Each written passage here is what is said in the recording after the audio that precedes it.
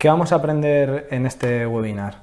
Pues igual que antes vamos a ver qué es Cassandra, para los que no lo conozcáis, para qué se utiliza, su historia, revisiones y luego vamos a ver algunas formas de montarlo sobre Azure. ¿Qué es Cassandra? Pues igual que MongoDB es una base de datos no SQL, con la diferencia de que es clave-valor y tiene una arquitectura distribuida y descentralizada. MongoDB también se podía distribuir, lo que pasa es que estaba centralizada, había un máster. Sin embargo, en Cassandra, como veremos después, todos los nodos son iguales. Tiene una escalabilidad transparente para el usuario. Podemos meter nodos sin que se note en el rendimiento de la base de datos. El usuario no va a ser consciente de que se está escalando el clúster. La consistencia es de lo que más peca, pero es configurable. Y tiene muy alto rendimiento para las escrituras. Tiene una escalabilidad horizontal, es decir, no solo podemos escalar la máquina verticalmente, sino que podemos añadir más máquinas al clúster. Todos los nodos son iguales, tienen una comunicación entre sí peer-to-peer y se reparten las claves entre todos. Dentro del teorema de CAP habíamos visto que MongoDB era CP y Cassandra estaría dentro de las bases de datos AP, porque siempre está disponible la información, se puede particionar incluso mejor que MongoDB, pero no siempre es consistente, no siempre vamos a tener el último dato actualizado. Dentro del teorema de CAP, como hemos citado, está catalogada como AP y lo más importante es que está pensada para máquinas community. Al igual que el HDFS está pensado para ampliarlo con máquinas que no tienen que ser muy potentes, con Cassandra ocurre lo mismo. Es una base de datos in-memory y además está escrita en Java. Podemos hacer además levantamientos puntuales de nodos para tareas que sepamos que van a llevar más rendimiento dentro del clúster y no tenemos por qué ampliar el clúster continuamente. Está basado en Amazon Dynamo, que no hay que confundir con DynamoDB, tiene un nivel de respuesta muy alto y también en Google Bigtable. La gracia que tiene es que no necesita hacer una lectura para la escritura, por eso vamos a conseguir velocidades muy rápidas de escritura también en Cassandra. Bueno, vamos a contar un poquito cuándo empezó. Cassandra empieza en el 2008, ya nada más nacer es un proyecto de código abierto, pero en 2009 es acogido por Apache y se convierte en un proyecto de Apache.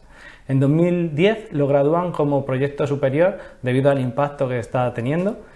Y bueno, en la mitad más o menos de 2010 empieza a incluir MapReduce, algo que es muy importante para la parte de Big Data. Si recordáis, en MongoDB hablamos que también permitía MapReduce y no estaría desde las primeras versiones. En 2011 meten índices secundarios, que es de esperar en las bases de datos comunes relacionales y tampoco lo tenía. Es cuando empieza a tener mucho protagonismo porque ya tiene CQL, que es un lenguaje muy similar al SQL con el que mucha gente se puede acercar a esta base de datos. Bueno, la verdad es que las versiones han sido múltiples, ha sido un proyecto muy activo que tenía mucha gente colaborando y como veis en las transparencias, cada muy poquito tiempo iban metiendo versiones. En el 2011, en octubre, ya sale la versión 1.0 de Cassandra y a partir del 2012 se consigue incluir además el aislamiento entre filas.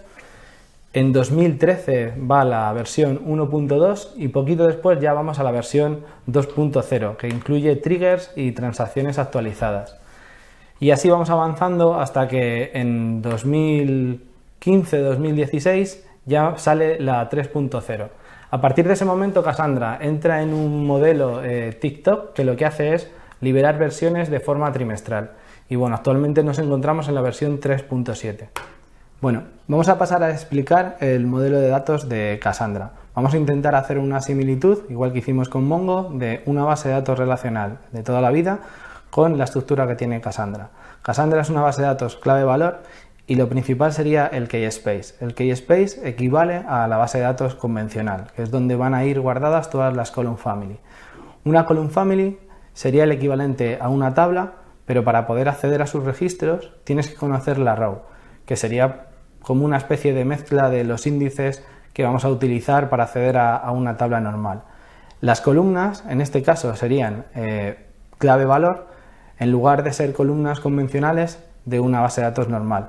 Estas columnas van ordenadas y el orden es muy importante porque hay que conocer siempre la clave anterior para poder avanzar a la siguiente si queremos hacer búsquedas. Detalles del modelo. La primary key súper importante, juega un papel fundamental en el particionado y en cómo se va a repartir la información por los nodos del anillo de Cassandra. Puede ser de cualquier tipo, excepto counter o collection. Luego explicaremos qué son los contadores de Cassandra, que son muy importantes y van a dar un gran valor a esta base de datos. También podemos utilizar, en lugar de una primary key, una clave compuesta. Es una primary key más una clustering key. Ya veremos que podemos tener más de una clustering column, pero veremos que la principal es la primera que sale, es la que se utiliza junto a la primary key para hacer la repartición. Por eso se conocen como clustering column.